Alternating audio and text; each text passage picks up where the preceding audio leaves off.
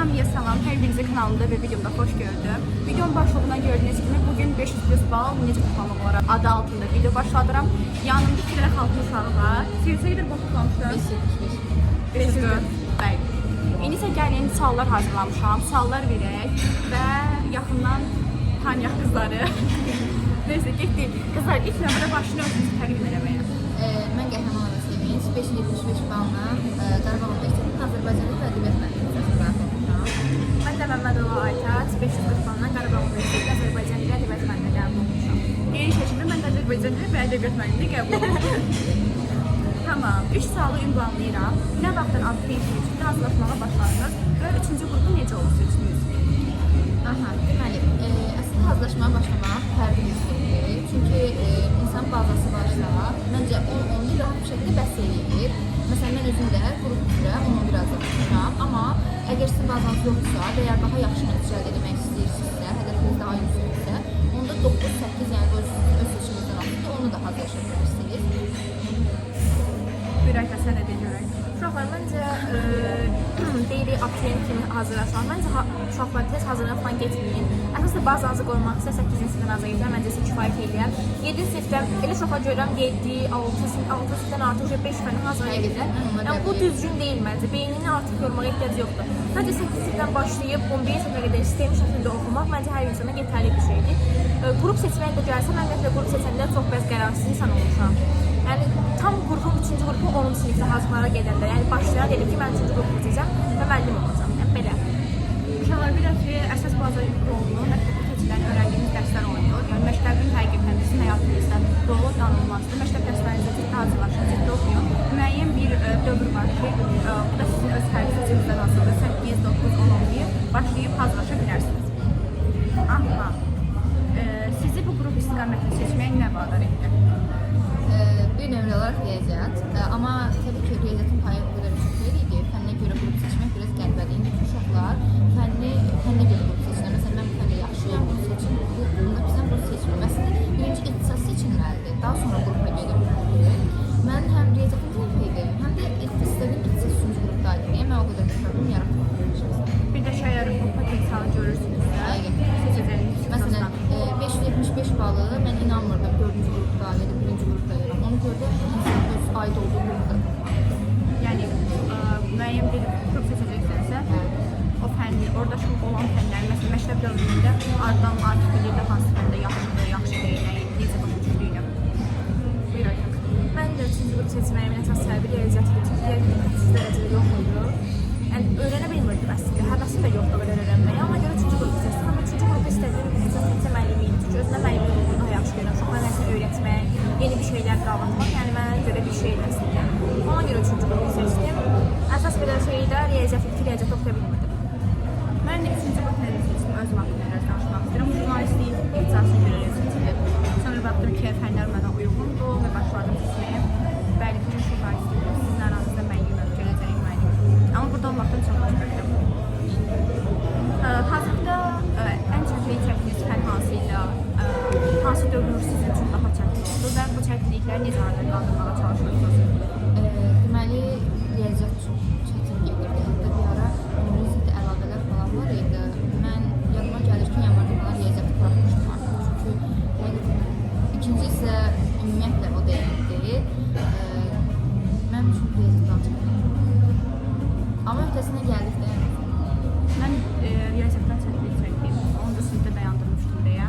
11-ci sinifdə güc və nə qədər toparlamağa çalışsam da, yəni nəticə heç istənilən nəticə olmadı. Çox zəif gəldi. Belə. Məndə də ən çətinlik çəkdiyim mərhələ elə riyaziyyat mərhələsidir. Mən də çox təkrar olmaq istəmirəm. Riyaziyyat belə baxaq, üçümüzün də yaralı hissəsidir. 3-cü qrupların ümumiyyətlə yararlı riyaziyyat. Mən yəni yenə toparladıq, yenə burada universitetdəyik. Amma universitet yəni abituriyent vaxtı oxuduğunuzda bəzi uşaqlarda fikir formalaşır ki, universitetə gedəcəyik, bir saat cəmi dərs oxuyacaq. Yəni elə deyil. Abituriyent vaxtı necə dərs oxuyursunuz? Məncə də. Abituriyent vaxtı necə dərs oxuyursunuzsa, indi də o formada dərs oxuyacağız. Amma sadəcə bir fərqimiz var ki, biz oxuyuq həm də pul alırıq. O biraz insanı əyaqda tutur. Eyni şəkildə, məsələn, abituriyent vaxtında həyəcan stres var idi ki, oxumağımın qarşılığını ala bilmərəm. Amma burada artıq biz buradayıq, oxuyuruq, bilirik ki, nəticə nə pis də olsa, yaxşı da olsa olacaq da, yəni davamı gələcəkdir. Amma həqiqətən həyatı tam fərqlidir, aktivliklər çoxdur. Dost çevrən dəyişir, fərqli insanlar tanıyırsan, fərqli münasibətlər qurursan. Həqiqətən oxumağa dəyər, mən çox sevirəm. Qarabağ Universitetini xüsusi olaraq çox sevirəm və tələbəsi olaraq təbii ki, tərif etməliyəm. Amma ki, məsələn, abituriyent dönəmlərində gecəli gündüzü dərs oxuyurdun, 6 bazar belə dərs oxuyurdun, əlavə olaraq hazırlıqlara gedirdin, hazırlıqlar salınırdı. Amma ən azından 6 bazar məsələn, sənə asidə vaxtın olur. Həmçinin universitetdə kənar aktiv fəaliyyətlərdə məşğul olsam. Abituriyent vaxtında əlavə hesabiyyə adam vicdan əzabı çəkirdi ki, dərs oxumalıyım, amma burada elə deyil. Gəlin keçək növbəti sualımıza. Gün ərzində neçə saat dərs oxuyurdunuz və planlı mı oxuyurdunuz? Yəni planınızı necə qururdunuz? Mən full dərs oxuyurdum, sözün əsl mənasında. Yəni sadə baxmırdım. Yəni bilmirdim, yəqin 13-14 saatım falan. Çünki həqiqətən hər saat dərs oxuyurdum. Planla gəldikdə çox planlı bir insanam. Əgər bir işin planını aparmasaydım, o iş getmirdi. Ki bunu sizə 9, 10, 11 sinifdə full planla işləyən bir şahid edirdim. Herkes bəs sən neçə saat dərs oxuyurdun? Uşaqlar, mən ümumiyyətlə video əvvəlinə dediyim, axşam saat 8-də gəlirdim dərslərə, 1 saat dincəlirdim, 9-da dərslərə başlayırdım. Qısa fasilələrlə gecə saat 4-5 ona qədər dərs oxuyurdum. Bəs planlıydın? Mən ümumiyyətlə planlı insan deyiləm, heç vaxt da olmamışam. Sadəcə bircə günlərim, bir və ya da maksimum 2 gün həmin o plana uyardım. Artıq 3-cü gündən hər şeyi papda həll etməyə başlayardım. Yəni çox plana uyan biri deyiləm. Yəni ürəyimə də sıxır ki, ay mən planlı hərəkət elədim, nə bilim nə, amma məncə sərbəst olmaq daha yaxşıdır. Məsələn, mən də plan hazırlayırdım ki, bu günə bu dərsləri çatdırmalıyım, heç birini çatdıra bilmirdim. Əksinə plansız yanaşanda dərslərə hamısını çatdıra bilirdim, bilmirəm. Məsələn, beynimə yeritmişdim ki, plan mənə düşmür. Musiqi səsinə qarşı bir fikir yürüməyək. Bəs dərsləri öyrənmək üçün əsasən hansı mənbələrdən istifadə edirdiniz? Həm buraxılış, həm də blok fənlərindən. Normal olaraq yəni hər kəsin istifadə etdiyi topluluqlar idi. Özəlliklə məsələn bir şey məsləhət görüldü. Qrafik mənbələrdən daha çox işlədiyim topluluqları təkrar işləyir. Çünki deyim zaten özü də bildirir ki, topluluğun içərisindən salınır və həqiqətən də mən şahid olmuşdum. Bəlkə də ona yaxın falan sual var idi. Təkcə baxışdan danışıram. Full topluluğu idi. Ümumi fənlərdən. Bəli. Əlbəttə daha çox mənim başlıqlarım. Sonra normal olaraq mən də çox qəşəng gedim. Mən sınavlar falan, o tip sınavları. Sonra yeni çıxdı və ilk sınavlar da çox qəşəng idi. Nə tapıb işləyirsiniz? Uşaqlar, mən də buraxılış, blok əsas olaraq topluluqdan işləyirdim. Oxumaq da ki, MHŞ-yim. Amma sadəcə riyaziyyatı müəllimin öz qayda konspekti vardı, oradan oxuyurdum. Əlavə test olaraq da güvən nəşrləri, bir də MHŞ markası testlər olurdu. Onlardan işləyirdik. Bir də Azərbaycan dilində mətnlər var idi. Mətnləri də əsasən də toplu markasındakı mətnləri full işləyin, onlar sizə daha yaxşı olacaq. Bir də ki, ERM mətnləri, ERM 111 mətn, məncə bütün abituriyentlər işləyir, amma oradan işləyirdik. Mən də tövsiyə edirəm, vəsaitləri tövsiyə edəməyəcəm. Çünki hamımızın zəhni vəsaitləri eynidir. Çünki ümumiyyətlə ölkə üzrə bütün repetitorlar eyni test vəsaitlərindən istifadə edir. Müəyyən bir fərqliliklər olur. Əsasən sınavlar işləyir, təkrar çox önəm verir. Yəni həqiqətən təkrar çox önəmlidir. Müəlliminizin sizə hazırlıqda elədiyi tədbirlərdən əlavə özünüzə vaxt ayırın. 5 sual olsa da gündə, gün ərzində bir fəndə 5 sual olsa da onu təkrarlayın və hansı ki Dövlət İmtahan Mərkəzinin təyin etdiyi sınavlar var. Tamamilə olaraq bu sınavlara gedin. Hansı fəndə zəif olduğunuzda zəif nöqtələrinizi tapın və onların üzərində işləməyə başlayın, işləyin. Növbəti sual belə gəlir. Test təhlillər taktikalarınız necə idi? Hər gün yoxsa həftəlik planla işləyirdiniz? Bunu bayaq cavabladım. Demək olar ki, test təhlillər taktikalarınızı danışın. Normal şəkildə mən izahlarla öyrənirdim və tövsiyə edirdim, yəni həqiqətən. Bir şeyi müəllimə nə qədər soruşa bilərsə, amma izah edəndə normal bütün videolar olurdu. Onlara baxanda bir dəfə yox, bəlkə 5 dəfə falan izləyə bilərdiniz, ondan sonra daha yaxşı görürsünüz. Mən riyaziyyat olsun, Azərbaycanda olsun, hətta tarixin izahlarına falan baxanda çox qəşəngdir. Bu arada mən də YouTube-dan istifadə edirdim, digər repetitor müəllimlərin həqiqətən çox faydası oldu. Tövsiyə edirəm, öz repetitorlarınızdan əlavə olaraq internet üzərində də hər hansı bir müəllimə köməyini ala bilərsiniz, testlərin izahına baxa bilərsiniz, səhvə içərisində. Əsas öyrəndə, yəni sizi öyrədəcək bir şey tapılmışsa, istifadə edin ondan. Uşaqlar, mən amma əlavə müəllimlərə, istəki müəllimlərə baxmırdım. Bunu da biz əslində baxa bilərdim. Bir dənə səbəbi var. Mənim mamam, mən məsələn YouTube-da hər hansısa bir izaha falan baxanda mamama bir düşüncə elədim ki, mən köçürürəm. Amma görə qoymur YouTube-a baxmağa. Mən də müəllimlərin verdiyi izahlarla və yaxud da ki, müəllimlərin səs yazması ilə elə həll edə bilirdim. Testlərdə çətinlik çəkəndəcə onu belə hər məncə abituriyentdə olur, belə qaralayırdım. çətinlik çəkdiyimi qoyurdum, bir qırağa asanları elə gedirdim. Çünki insan bəzi beyni açılır da. Təzədən sonra açıq beynə həmin suala qayıdım. Yox, yenə həll edə bilməsəm saxlayırdım, səhər gün müəllimə göstərdim. Amma mən kitapdan istifadə eləmirdim. Hazırlıq dövründə yorulanda və ruhdan düşəndə nə edirdiniz?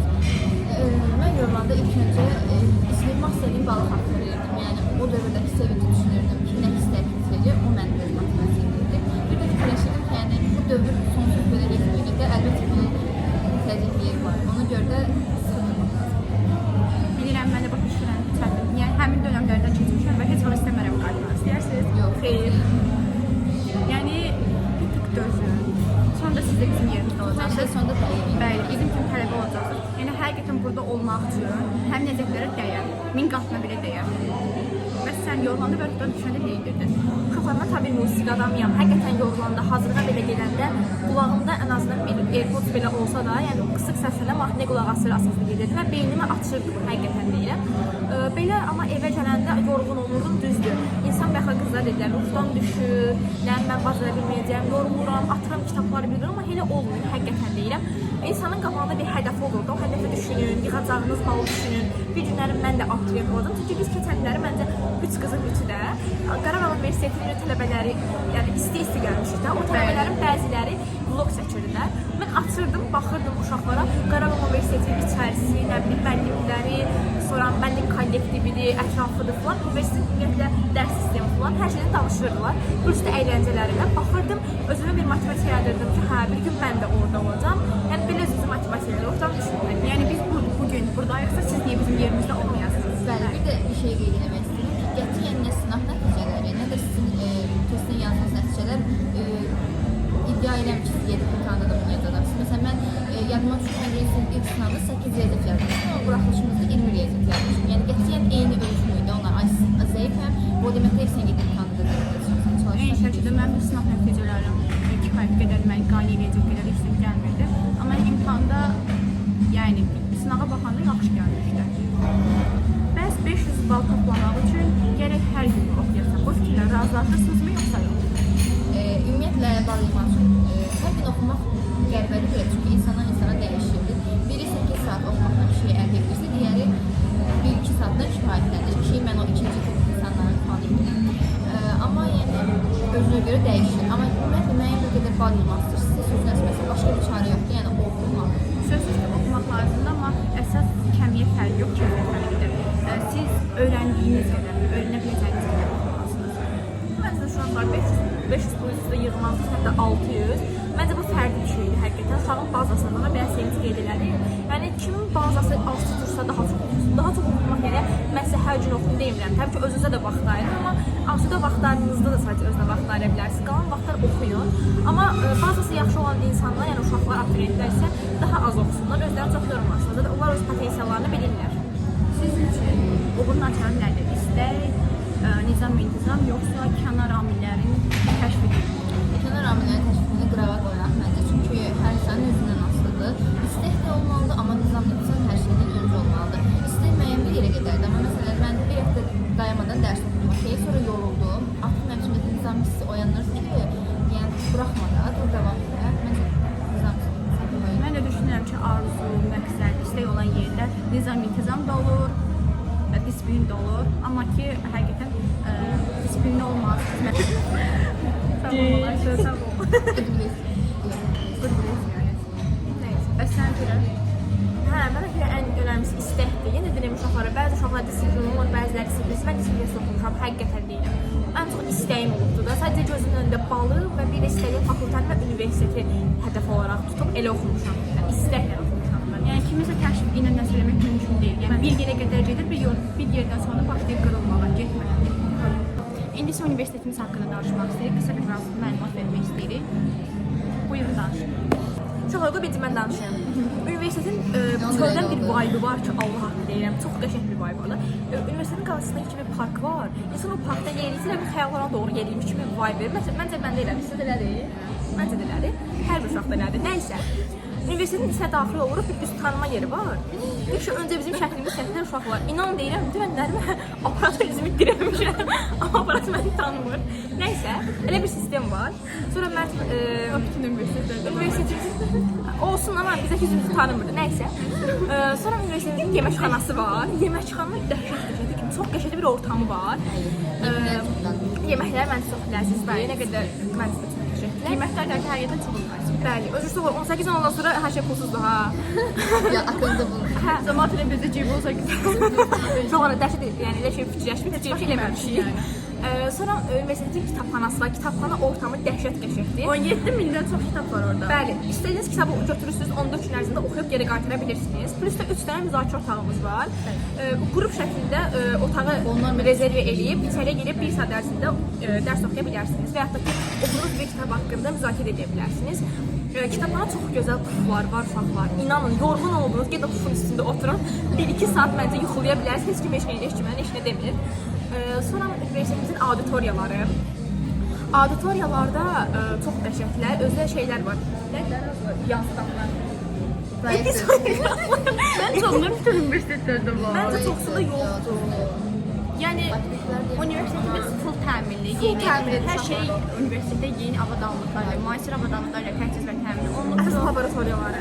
Bəli, çox qəşəngdir. Kompüter otaqlarındakı bütün kompüterlər işləyir, həqiqətən çox Təhsil həqiqi yüksək səviyyədədir. Yəni Müəllimlərimiz ölkəmizdə universitetlər içərisində ən yüksək səviyyədə olan universitetlərin arasında ilk sıralarda yer almaqdadır. Müəllimlərimiz çox mehribanlıqlar istər, dərs keçmə metodları olsun, istər bizə yanaşma metodları olsun, çox qəşəng. Əsasda dil mərkəzi, məsələn, bəzi universitetlərdə ingilis dil tədrisləri universitetin özünə keçirilir, amma bizdə ayrı binadadır. Yəni ingilis dili müəllimləri əllərindən gələni edirlər, uşaqlar ingilis dili bacarıqlarına daha çox artırsınlar, amma bəzi universitetlər belə deyil. Bəzi universitetlər var ki, orada ingilis dili uşaqlar daha yaxşı öyrənə bilmirlər, yəni yaxşı tədris olmur. Gedirlər özəl kurslara falan pul verib keçirlər, amma bizdə burada pulsuz olaraq bizə hər şeyi öyrədirlər. Məncə Qarabağ Universitetini seçmək həyata bir sıfır öndə başlamaq kimi bir şeydir.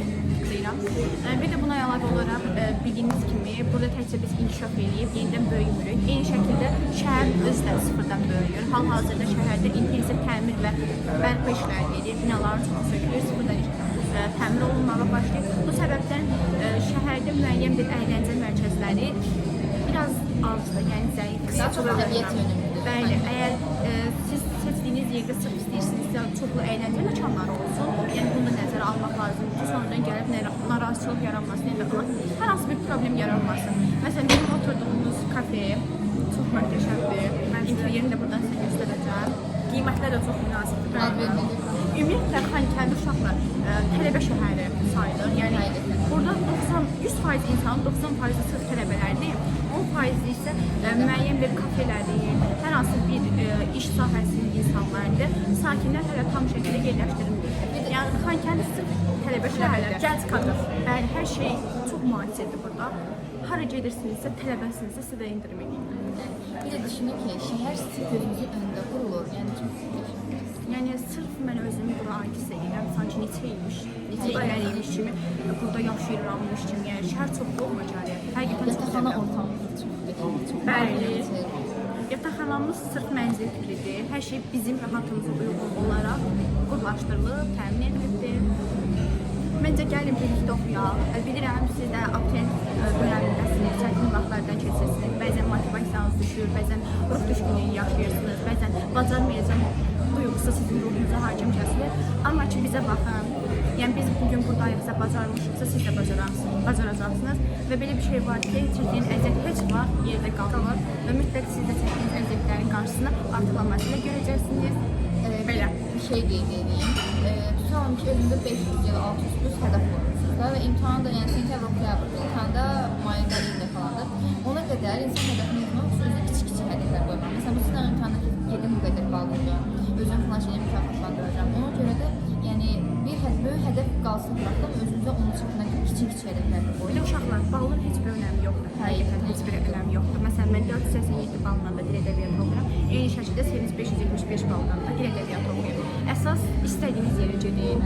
Yəni, məsələn, mənim ətrafımda insanlar var ki, balı yüksəkdir deyə istəmədikləri peşəni yazırlar ki, balın heyif olsun. Bu yanaşma heç də düzgün yanaşma deyil.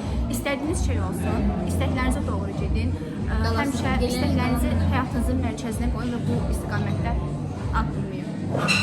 Məncə də. Məncə belə. Hamısı deyilənlərə qatılıram. İstəyin uşaqlar, istəmək həqiqətən o bir söz var, istəmək başarının yarısıdır. Bəli. Məncə də o sözlə barışın, amma mütləq şəkildə çalışmalısınız. Öz üzərinizdə işləməlisiniz, özünüzü inkişaf etdirməlisiniz. Bəli. Uşaqlar özü biz Qarabağ Universitetinə gəlməmişdən qabaq mütləq dünya görüşünüzü artırın, həqiqətən deyirəm. Çünki bəzi psixologiya dərsləri falan keçəcəksiniz. Yəni psixologiya müəllimlərimiz bizə elə suallar verirlər ki, bundan tanışmısınız, bundan falan. Yəni biz o qədər belə durub baxırıq ki, yəni biz deyilik də bura gəlməmişdən qabaq həqiqətən dünya görüşünüzü biraz da olsa artırın.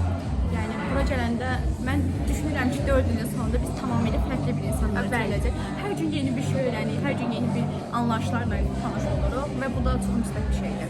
Məncə. Və bugün 6-cı gündür. Bizim universitetin kənarında, yəni universitet daxilində psixologiya müəllimimizin terapi kimi bir görüş oldu. Oradan iştirak edib gəldik bura. Mən düşünürəm ki, başqa universitetlərdə belə bir şey yoxdur. Məsələn, 5 gün dərs olur, ondan sonra sonra müəllimlərlə aramızda dost münasibəti var. Psixologiya müəllimi düşünən qızım. Böyle. Bu arada matematik müəllimi də bu videoyu bilmirəm. Ümumiyyətlə baxas deyil bilmirəm. Cəmi 170 abunə ilə çəkirəm bu videonu. Amma inanırıq daha çox abunənin qalxacağına. Bizə İnşallah. dəstək oluruq təbii ki də. Çox sağ olun, var olasınız.